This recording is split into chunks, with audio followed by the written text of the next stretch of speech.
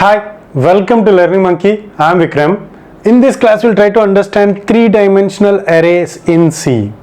The two-dimensional arrays, one-dimensional arrays has already been covered. The concepts of one-dimensional arrays and two-dimensional arrays has already been covered in our previous videos. If you haven't watched those videos, please watch those videos and come back here. And lots of examples has already been covered in our previous videos. Please watch those videos and come back here. And every video in our channel is going to be a part of entire course or a playlist. Our suggestion is to follow the entire course so that you can have better understanding of the concepts. And the link for the playlist is provided in the description below. Let's try to understand three-dimensional arrays in C. How the three-dimensional arrays are considered and how they will get stored on the memory, and how can we visualize the three-dimensional arrays and how to access the elements of the three-dimensional arrays, that we will try to understand in detail in this class. So let's try to, this is how the three-dimensional arrays are declared. If you take two-dimensional array means only these two are mentioned, which means that it is the number of rows and the number of columns. So in the three-dimensional arrays, as it is stating that we have three dimensions for this array. So what are these three dimensions? These are the elements. So what this declaration states is, A is an array which is storing an integer values, and it has three two-dimensional array columns. So the first one represents two-dimensional array columns. Just try to remember, we will try to clearly understand, visualize the things in a detailed way. So what this first one represents is, for example, if you take a two-dimensional array, a two-dimensional array of 3 by 3 means 3 rows and 3 columns. This is the kind of visualization that we had, right? So this is just like a matrix. So the number of elements are going to be 3 by 3, which means 9 elements will be there. And similarly, if you take three-dimensional array elements of 3, 3, 3, it is going to be 3 by 3 by 3, means 3 into 3 into 3. It is 27 elements will be there. Okay, and what this first value represents, first 3 represents is, it is the number of columns of two-dimensional arrays, number of columns of two-dimensional arrays, and this 3 represents the rows in each and every two-dimensional array, and this one represents the columns in that two-dimensional arrays. So how many elements are there? 27 elements are there, but in memory, but things will not get stored in the memory in this way, in the matrix way, or in this three-dimensional way. The things will not get stored on the memory. On the memory, they are linear.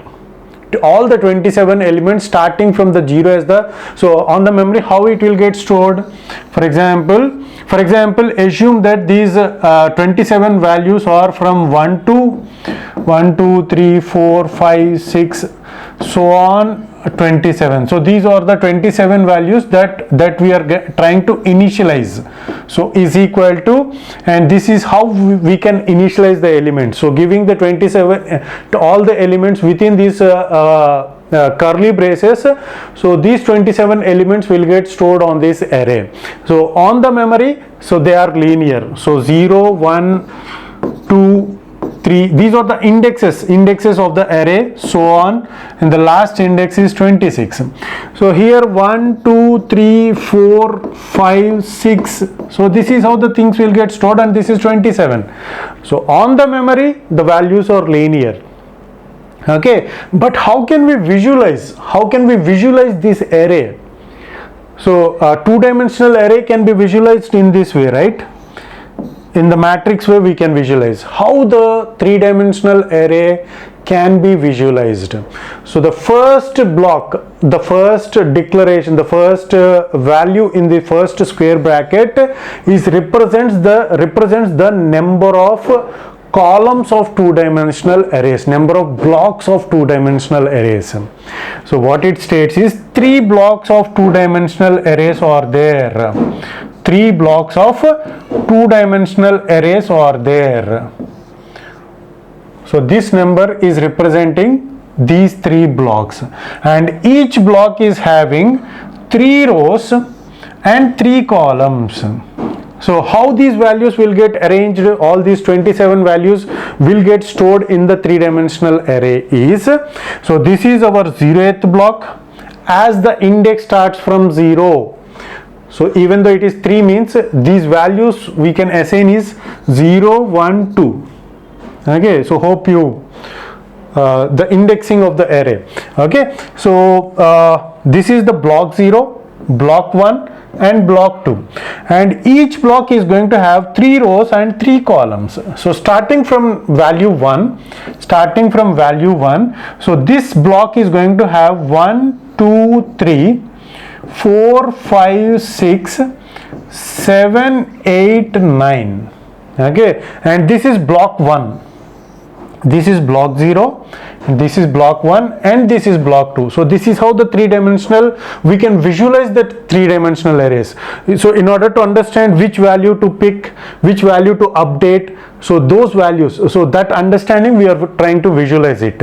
And in the second block we are going to have 10, 11, 12, 13, 14, 15, 16, 17, 18. So in this block we are having these elements. The next one is 19, 20, 21, 22, 23, 24, 25, 26 and 27. So this is how all the 27 elements will get, we can visualize the three-dimensional element in the three-dimensional array in this way. So hope you're getting that way of visualization. Okay, so now we want to access the elements. For example, if we want to access a of 0, 1, 2 in the linear way, this is how the values will get stored in the arrays, right, in the memory. Okay, in this linear way, but while accessing the elements, this is how we have to give the values, right? So which value will get accessed? So this states that the blocks, the columns of the two-dimensional arrays, number of columns of the two-dimensional arrays. So out of those 3 columns, we want to access the 0th column. So means this block of this two-dimensional array block column. In that first row, means this is the first row, this is 0th, first, second, 0th, first, second. So this is first one, and within that the second column's element, means this is the element that we are, this is the memory location, that we are trying to access. So how the things will get accessed on the three-dimensional arrays, for that understanding, this is the visualization that we need to have. I'm stressing this point again and again because you will get lots of bits in placements and gate. So for that understanding, you need to have, to solve those bits in a faster way, you need to have this kind of visualization. Okay, so now this is another array which is, so how can we, how many elements are there? First of all, how many elements are there? 3, 2, 3, 4, 2 into 3 into 4, 3 to 6, 6 to 24 elements are there. And how many columns are there? How many two-dimensional columns are there? 2 columns are there, which is where can we write it? Okay, so these are the 2 columns. These are the 2 columns we are having, column 0 and column 1. How many rows are there within this column? We have 3 rows, and each two-dimensional column is going to have 4 columns. Okay, similarly here also we are having 3 rows and 4 columns. Okay, so this is how we can visualize this array. Okay, so this is all about three-dimensional arrays. Hope you got the clarity on this concept. Thanks for watching. If you haven't subscribed to our channel, please subscribe to our channel and press bell icon for the latest updates. And if you have any doubts regarding this concept, please post your doubt in the comment section below. And if you feel that this video is helpful to you, please give us a like symbol and please share this video with your friends so that they will also get benefited. Thanks for watching.